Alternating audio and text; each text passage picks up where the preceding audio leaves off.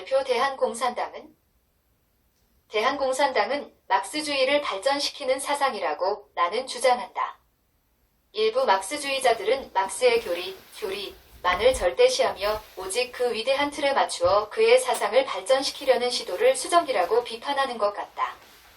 물론 조선시대 유학을 절대시하는 것이 의리와 절개가 있는 아름다운 것으로도 보이고 그와 비슷하다고 생각하여 그런 생각 역시 나는 존중한다. 틀린 것이 아니며 동시에 역시 절대적인 것도 아니다.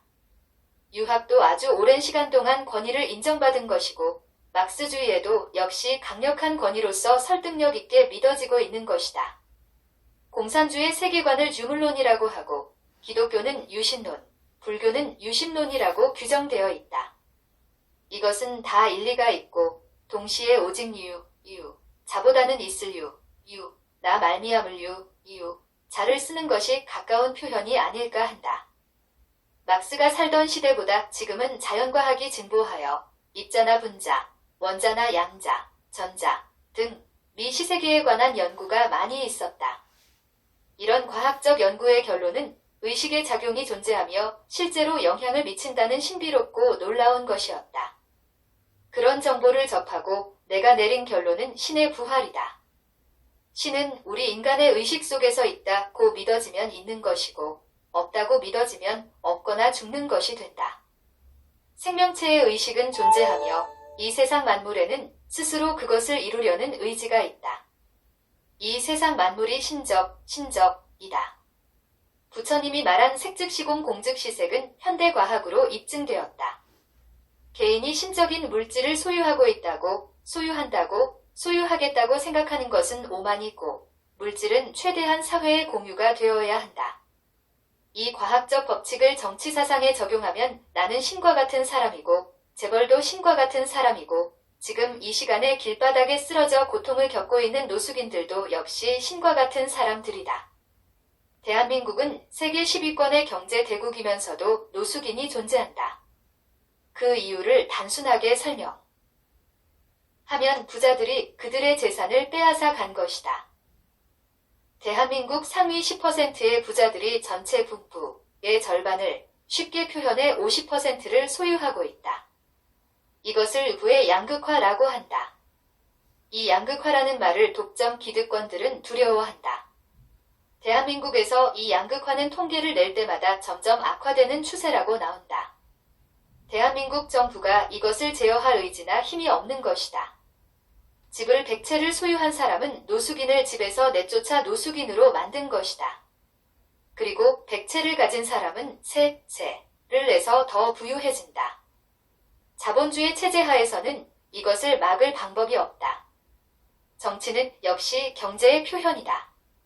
상위 10%의 부자들이 전체 부의 절반을 가지고 있는데 그 일원들이 정치를 하고 있다.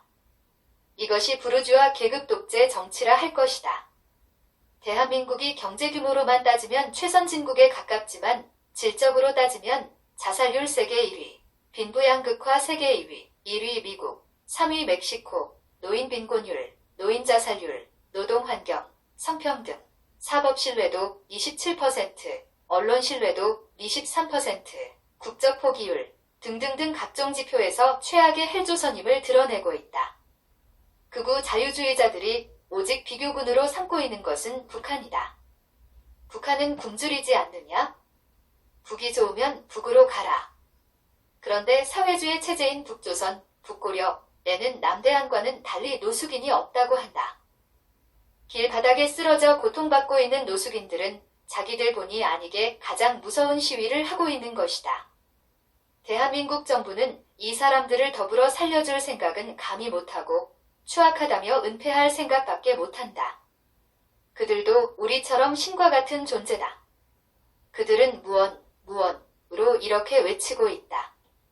우리를 케어 하는 정부가 없다. 즉, 그들에게는 정부가 없다. 대한민국의 공산주의자들은 혁명이 일어나기를 기대하고 있다. 혁명이 일어나면 사회가 사회주의 체제로 변혁될 것이라는 기대를 가지고 있다. 나 역시 그런 기대를 가지고 있다. 그러나 나는 상황을 막연하게 기대하지 않고 지금 체제에서 최선의 길을 모색해 보았다. 그런 과정 속에서 방법론적으로 만들어낸 것이 대한공산당 창건 발기 선언이다. 2. 전통적인 공산주의 책략은 지금 대한민국의 자본주의 체제를 사회주의 체제로 변혁하고 공산주의 체제로 발전시키는 것이다.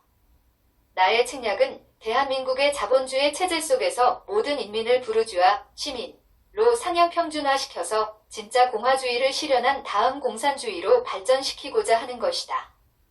공화주의는 권력이 모든 인민으로부터 나오는 것이다. 지금 대한민국의 모든 권력은 소수의 국민, 재벌으로부터 나온다. 실질적으로 재벌 정치다. 공화주의를 실질적으로 실현하기 위해서는 최소한 대한민국의 모든 인민이 안전한 의식주를 가져야 하며 국가는 그것을 책임질 의무가 있다. 일단은 의식주를 보장받으면 독점 기득권 계급과 동등한 정치적 권리를 실질적으로 가질 수 있다. 지금은 오직 먹고 살기 위해 각자 도생하며 정치적 권리는 뒷전인 상황이다. 또 한 가지 꼭 추신하고 싶은 말은 의식주의 보장 없는 기회의 평등은 공허한 구호에 불과하다. 의식주의 완전한 보장만이 실질적인 기회의 평등으로 될 것이다. 아주 원론적이면 서도 대한민국에서는 절실하게 필요한 부분이다. 지금 대한민국의 주택보급률은 110%인데 노숙인, 비주택 거주자, 전월세 거주자는 부지기 수이다. 또 주택 문제는 빚의 원인이 된다. 최소한 주택과 토지는 국유화해야 한다. 그리고 국유이지만 체감적으로는 각각 개인 소유로 느끼도록 하는 것이 나의 꿈이다.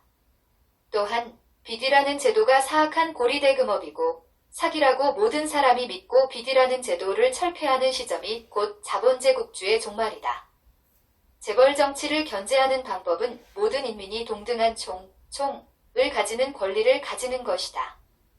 그러면 갑질 문화가 근절되고 모든 사람들끼리 서로를 존중하게 된다. 지금 대한민국에서 금력, 김력을 견제할 유일한 수단이 법인데 금력과 법의 균형은 상당히 무너져 있다고 판단된다. 모든 인민의 무력은 법과 금력과 함께 소대 세 발처럼 균형을 이루게 될 것이다. 이것이 지금 무소불위의 금력을 견제할 가장 좋은 방책이라고 생각하고 더 좋은 생각이 있으시면 가르쳐 주시면 좋겠다. 공화주의는 모든 사람이 권력의 주체가 되는 것이며 총을 가질 권리가 있는 사람은 자기가 권력의 주체가 되는 것이다. 그리고 모든 사람에게 총기 소지 권리가 생기는 것은 한 국가가 핵무기와 초장거리 미사일을 보유하는 것과 같은 자위력을 갖게 되는 것이다. 그런 원리 때문에 일제을사조약 후 개인의 총, 포, 화약, 도검 소지 권리를 박탈하고 100년이 넘게 지난 지금의 미제 시대까지 오게 된 것이다. 만약 대한민국 영공의 시커먼 캠트레일 생화학전을 전개해도 대한민국 밀정들은 이렇게 말할 것이다. 너는 음모론자고 저건 검은 매연일 뿐이다.